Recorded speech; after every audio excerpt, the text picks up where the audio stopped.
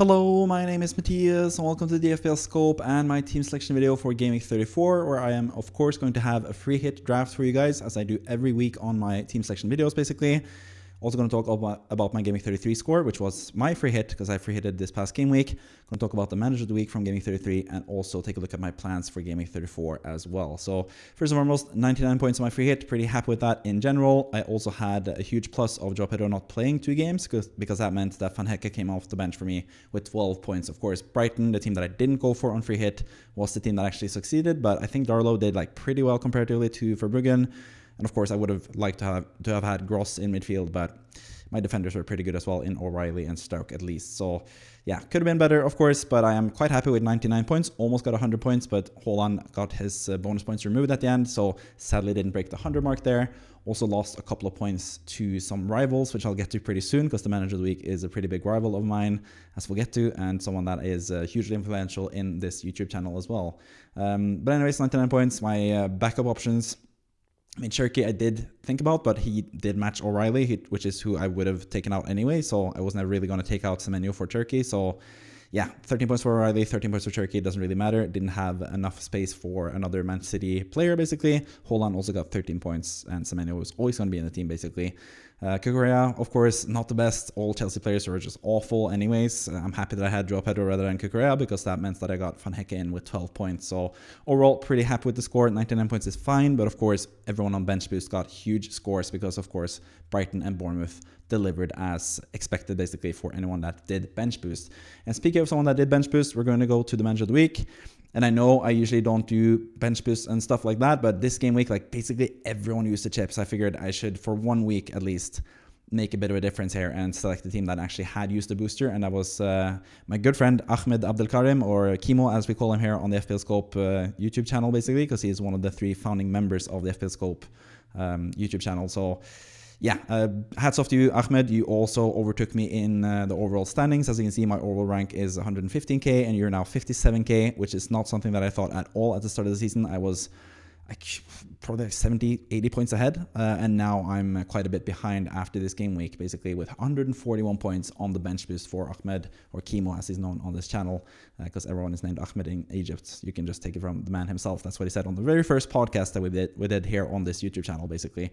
But anyways, he had some Brighton players in, of course, Verbruggen with 8 points, Van Hecke with 12 points, and Gross with 16 points. That is amazing. A lot of high scores there. Actually kept Fernandes in the starting lineup. It doesn't really matter because it's a bench boost anyway, so you're going to get all the points from the bench regardless. Sadly for Kimo, Joao Pedro with 0 points.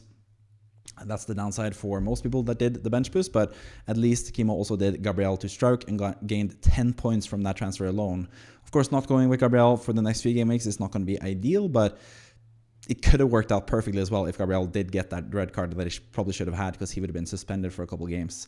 But anyways, he also had Treffer, which is kind of rare from all the Bournemouth defenders. Senesi and Hill are players that I had instead.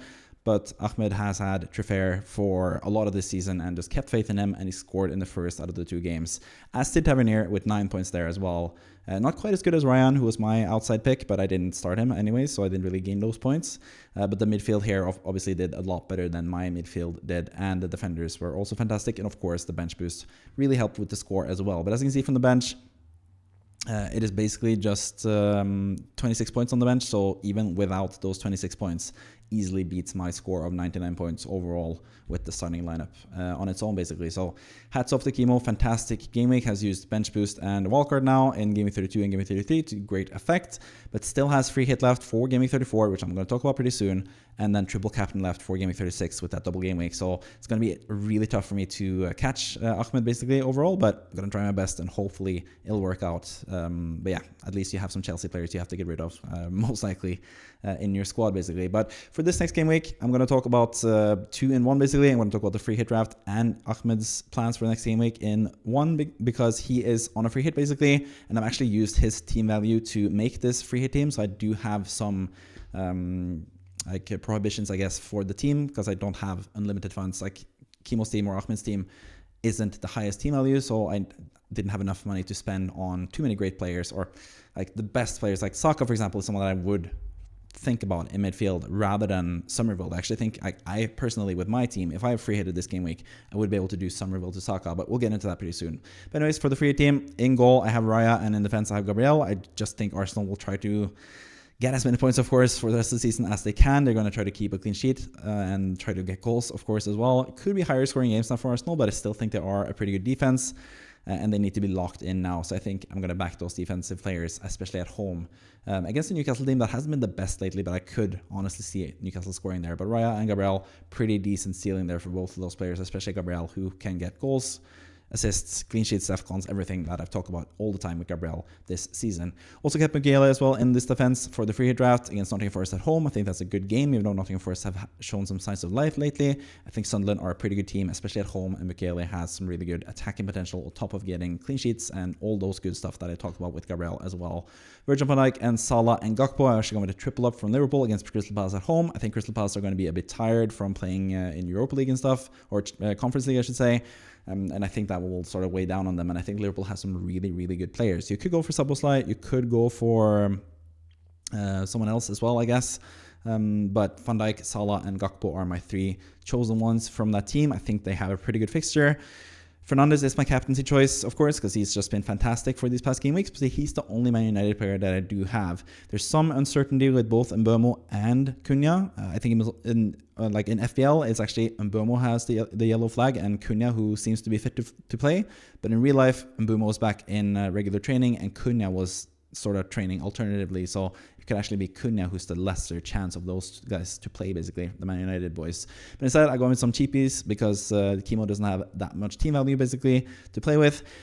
I think Xavi Simons, though, after the game he had last game against Brighton, could be a really nice player to have. Seems like he fits the new system under De Zerbi, basically, Roberto De Zerbi. So I think Xavi Simons has a good potential against Wolves away. I think that's a good fixture to sort of target a little bit there. Could go with another Spurs player. I was actually kind of intrigued to go with Pedro Porro as a defender there because I know Chemo really likes him as an option. So I think he's someone that's going to go with Pedro Porro this game week, basically. Also going with Christensen Somerville and Jared Bowen. Gone a bit high on the West Ham players there. I was close to picking Souček because he has a really good record against Everton, but I figured Somerville is the more informed player, basically, the more attractive FPL option. So I'm just going to go with him since I'm already being a bit biased choosing West Ham players here. Could easily also go with Beto if he's ready and fit to play. Slight question mark about that, but he is in really good form and could, of course, score against West Ham as well, but I've gone without him in this instance.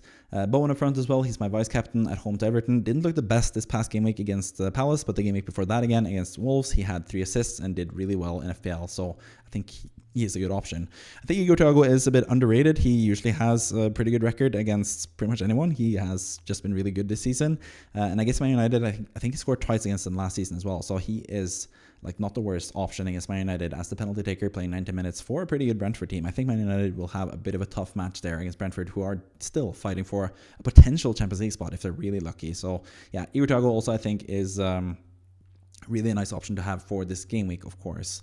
Ollie Watkins is someone that I would also consider, of course. He is a bit more expensive again, but he's another player that is a pretty decent striker to go for. I don't think there's too many good striker options. I mean, you could go with like someone like Gyökeres, who like didn't play last game, probably. Havertz is someone that you could think about from Arsenal as well, but I do prefer Saka if you want to go with an attacking Arsenal player. I think Saka, if he's fit to play, which I think he's going to be now, is probably my pick, but I don't think there's any like standout picks from Arsenal offensively, which hasn't really been the case this season either. Declan Rice is another okay pick, but I think I would pounce on Saka and try to go with him if I were to do like a bit of a outsider bet there, basically. On the bench, Kinski against Wolves away. I think he's still going to be the starting goalkeeper. I don't think the goalkeeper, can't think of his name right now. That's how bad he is, basically. The Italian guy, Vicario, that's his name. I don't think he's going to be back, so I think Kinski's going to start. So he could be someone that you go for if you want to save some money on Raya, for example, who has a pretty tough game. You could go with Kinski in goal instead and really back Spurs, especially if you go with Pedro Porro also. But yeah, he's on my bench here as a pretty cheap backup option. You also have Beto, like I just talked about, in attack. He's been in really good form lately. He's a bit of a doubt for the game, but he seems pretty good. West Ham away is not the easiest fixture right now because West Ham are pretty good at keeping clean sheets. And speaking of that, I also have Mavropanos on the bench. I think he has a really good option to score a decent amount of points this game week. He has all the potential, goal scoring potential, clean sheet potential, defcon potential, playing for a pretty good West Ham team right now who need to win games to stay up, basically. Finally, Reinildo, just a really cheap option off the bench, on the third bench, basically, where you don't really need any good players anyway, because that usually doesn't really come into the equation. You don't really need to have 3 bench players on a free hit, because typically you have a starting 11 that's going to be fit to play and ready to go, basically. So yeah, I think your team is going to look pretty good if you go with this with a free hit draft, basically. Saka is a good option, I think. Soboslai is another one that I did consider. Also, Solanke, I've seen some other people mention up front. Not sure if I want to go too hard on the Spurs players either, but yeah, I think this free hit is pretty good for everyone, basically, not the biggest value. So I think it's going to be a decent amount of points for the Gaming 34 free hit if you're going there. But luckily for me, I have 7 out of these 11 starters, so I feel pretty good with my team currently without a free hit, which we'll look into right now, basically.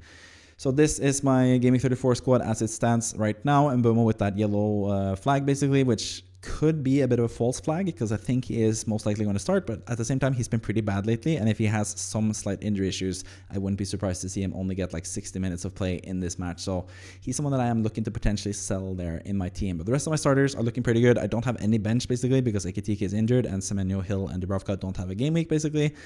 So I do think I might have to do a transfer, and I have a couple options. Like, the first option is just selling Ekitike, who's going to be out for a long time now, out for the rest of the season. I could go with Watkins as like a stopgap, because I sadly cannot sell Bowen and buy Haaland next game week, which is my preferred route next week in Game Week 35. So that would mean that I would buy Watkins as like a 1 week differential, and I'm not sure I want to do that if everyone plays, basically. It's just the Mbeumo uncertainty that makes me sort of want to have a backup player just in case. But Watkins, I don't know, feels a bit of a waste to buy a player for 1 game week when he is potentially benching someone else that can get a lot of points. So I'm not sure if I want to do that, even though it's listed as my #1 option. I could, of course, just stand pat and hope that Mbeumo plays and that I don't need a bench. It is a bit risky, though, because all of a sudden Dango doesn't play or something like that. There could always be rotation, who knows? So I do sort of feel like I need to have an extra option. So the current option that I'm leaning towards right before deadline, actually, like it's not too long until the deadline, is going from James Hill to Mavropanos, because James Hill doesn't have a fixture and Mavropanos does have a fixture. I want to back my boys West Ham, basically, and Mavropanos has been in terrific form lately, both in terms of goal scoring potential and clean sheet potential, so I do quite like him for that game. But of course, he's also playing up against Dewsbury Hall, who I have in the squad already.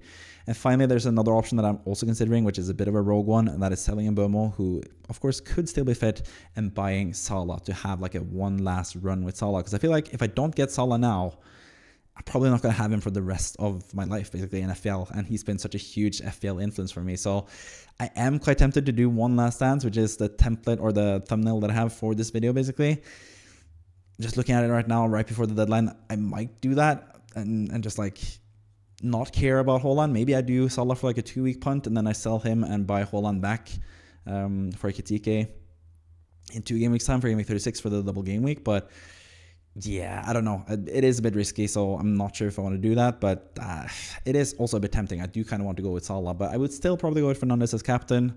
You know, it is tempting to go with Salah, of course, there as well. But I think, I don't know, it is an intriguing option, but I'm not quite sure what I'm going to do. But anyways, in my defense, I have Raya and Gabriel, who are also in my free hit team. Same with Virgil van Dijk and Mukele.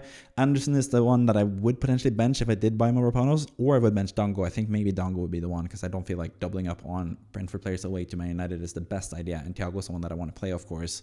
So I think my current most sensible approach would be Hill to Mavropanos to have another player and bench Dango, for example, and then in case Mbeumo doesn't play, I have Dango off the bench if I need him, basically. Or I could bench Dewsbury Hall if I do buy Mavropanos. That would also make sense, because I'm backing West Ham to keep a clean sheet, so maybe that's what I'm going to do instead. So that is what I'm leaning towards, but I am also tempted with Salah, of course.